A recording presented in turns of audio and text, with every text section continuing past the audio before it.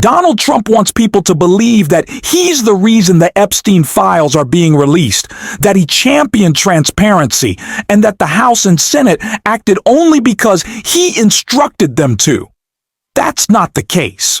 The truth is, Donald Trump is too weak to stop it. This bill was going to pass regardless of anything he said. His attempts to rewrite history are just that, an attempt to spin the narrative.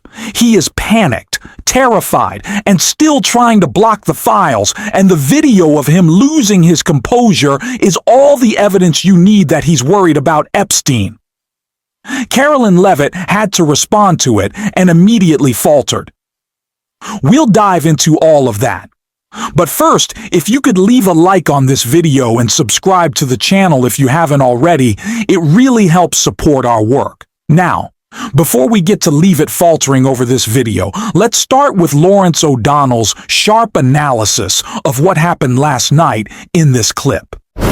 As I said, Chuck Schumer announced at 3:15 p.m. on the Senate floor that he was going to ask for unanimous consent, and Mike Johnson knew that at 3:15 p.m. because it was on television in his office. Here is that moment.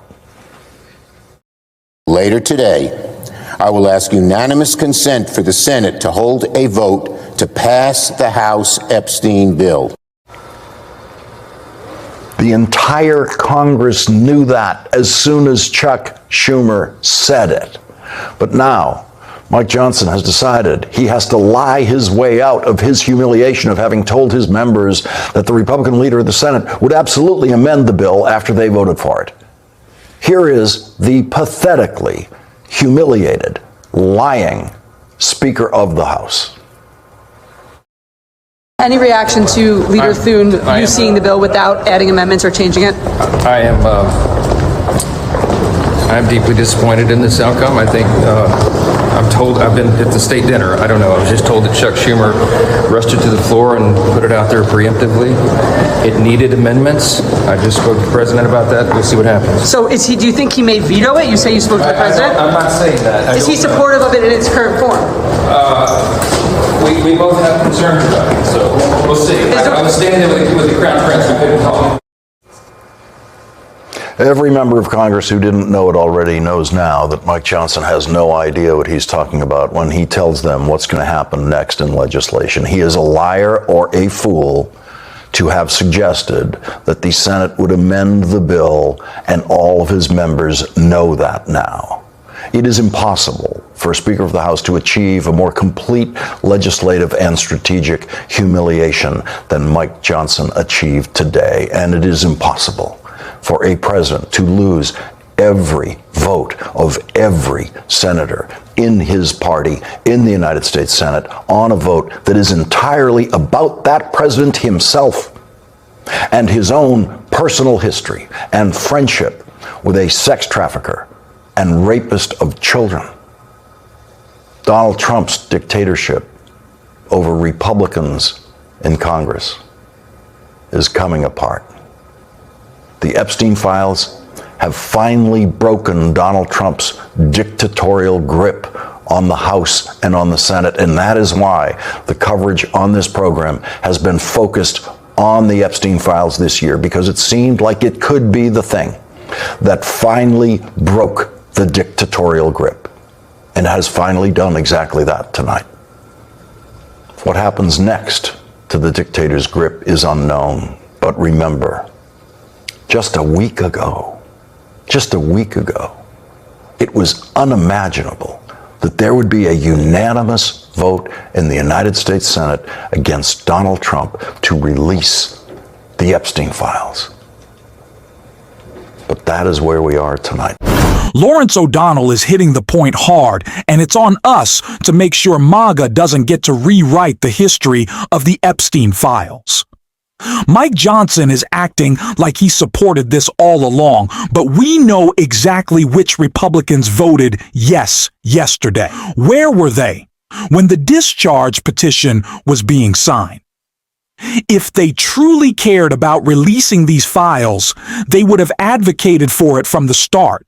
Instead, They already cast their lot with the pedophile protectors. There's no undoing that. Mike Johnson and Donald Trump can't erase their record, but they're trying anyway, saying the files are being released, so move on. Why do you still care? We keep pressing because the files will not be released in full.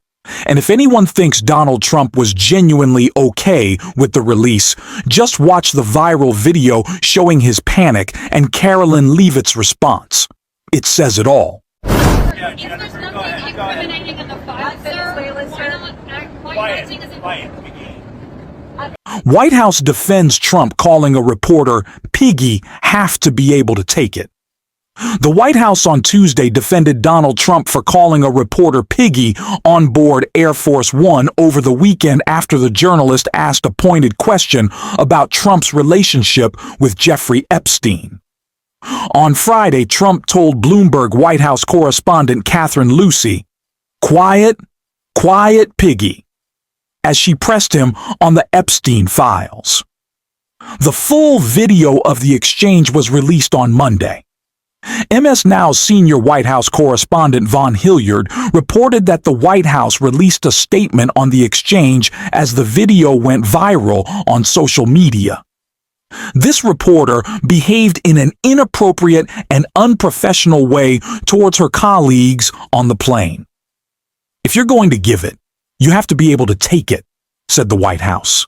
"Are you serious?" They're blaming yet another woman. That's exactly what this administration has done throughout the Epstein scandal, dismissing it as a hoax, exaggerating it, and blaming the victims.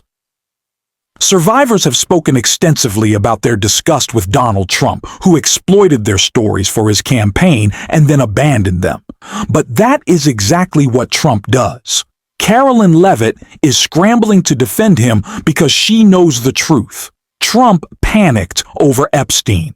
When pressed on Epstein, he loses control. That alone proves he wasn't genuinely fine with the vote. MAGA will claim that Trump pushed for transparency, that he signed the Epstein Transparency Act, and that Democrats were simply playing political games. But anyone paying attention knows better. Trump's long history of appalling behavior toward women, especially journalists, shows exactly why he would be implicated in the Epstein files. Will they release all the details? No. They've already redacted much.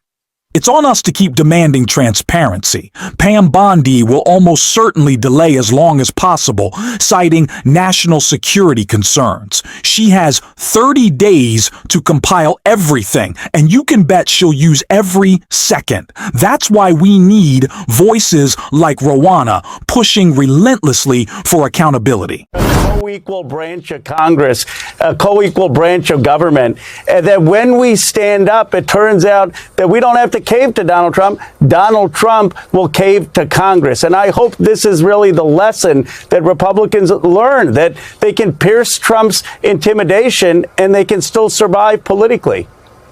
Well, that is the lesson that Thomas Massey is teaching them, that Marjorie Taylor Greene is teaching them. They beat Donald Trump. They didn't just survive this. They have beaten him. He's the loser tonight, and they are the winners. You're absolutely right. I mean, it was a humiliation. Trump saw that he was going to lose 60 to 70 Republicans who were going to vote against him. And, you know, Speaker Johnson, as you put it, I mean, it was a complete humiliation for him. He kept adjourning Congress to try to block this vote. Then he tried to plead with the Senate to amend the bill. Again, a failure. He ends up voting for a bill that he was against.